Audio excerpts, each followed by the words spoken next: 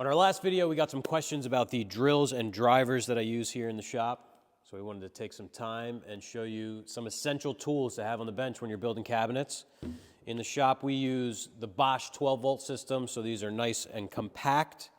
I have 6 of them set up here. We'll show you my tool cart, but these are the 2 main ones. So you have your little impact driver, and I keep that with a square number 2 driver. We use square drive screws here, and this bit holder. So this is from Make It Snappy. Unfortunately, they don't make this anymore. This is the best bit holder I've ever found. I actually went on eBay and bought them all up, and I had to get them from England. So these aren't around anymore, unfortunately. So you won't be able to find one for yourself, but keep your eyes out. Maybe you'll find one. And countersink. So this is a number 8 tapered countersink. This is from W.L. Fuller up in Rhode Island, made in USA. Has a stop collar here so you can set your depth. I typically do it by eye, but it is nice to have that. Tapered so that you're getting better bite with the screw. And yeah, it's essential to have a countersink. You want to have nice clean holes that your screws are going into, especially if it's a screw that's going to be seen. So nice and compact, lightweight.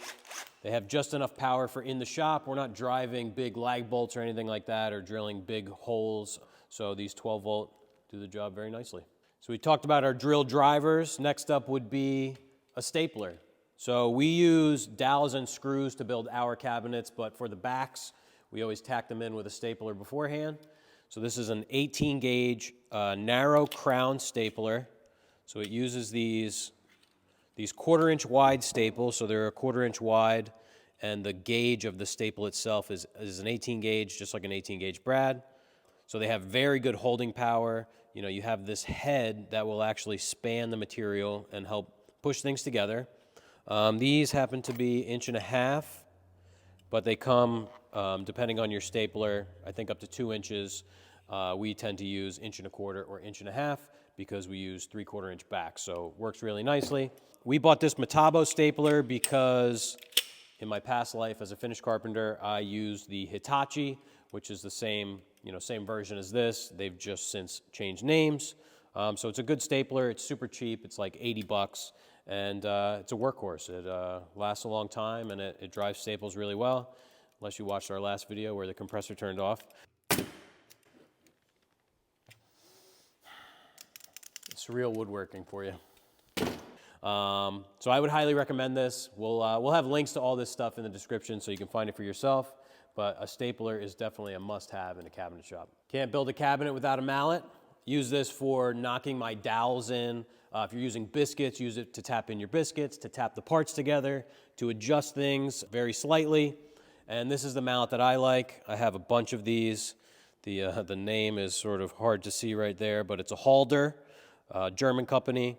And this is the Simplex 40. So 40 refers to the diameter of the head here. And these come in lots of different configurations. These are interchangeable. You know, you loosen this here and you can change these out. I have the red and the black, which is a hard plastic. So like I think it's like a Delrin, and then this is a rubber, so a hard rubber. So this is for surfaces that you don't want to dent, and this is for stuff that you really don't care. You can really wail on it with this. It's great, it has a great feel. I don't know how much it weighs. I want to say maybe about 10 or 12 ounces, so pretty good weight, and just feels good in the hand. It's not super expensive, and you know, it's like a premium mallet, better than just the box store standard. Sometimes your Halder Simplex can't do the job and you need a little more persuasion. That's when we go to the Dubuque clamp. So 24 inch is good in most cases. We tend not to build a lot of super wide cabinets, but we have larger ones when we need. These are amazing clamps, so super lightweight. You know, you could hold this out. You could hold a 72-inch clamp out in front of you with 2 fingers. They're made out of aluminum. They're made in Dubuque, Iowa. See here, universal clamp, made in USA, Dubuque, Iowa. They just run so good. We've had these for years. They're all caked up with glue, and look, you still turn this with 1 finger. The glue comes off of the aluminum very easily. It has this nice locking device here. It's just a beautiful clamp. You're not fiddling with that handle on a K-body clamp that always gets jammed up. They have really fine teeth on the bars that get jammed up with glue, and your handle gets stuck. These work really well, and they're a lot stronger than a parallel clamp.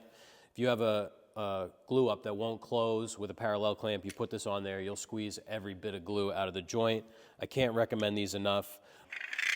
If I had the option, I would trade every other clamp in my shop for these. They work really, really well, and they're a great price. They're cheaper than the imported parallel clamps, if not the same price. So definitely recommend the Dubuque clamps.